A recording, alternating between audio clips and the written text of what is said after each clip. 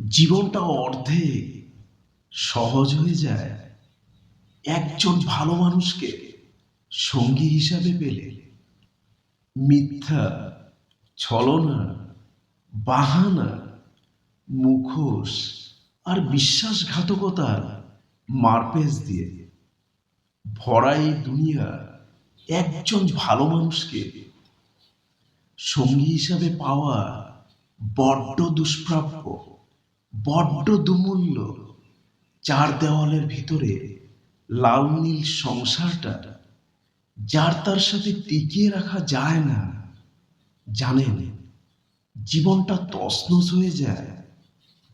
শেষ বয়সে গিয়ে মানুষের রূপের অহংকার থাকে না, অর্থের অহংকারও থাকে না, প্রাপ্তির অহংকারও থাকে না, সফলতার অহংকার থাকে না।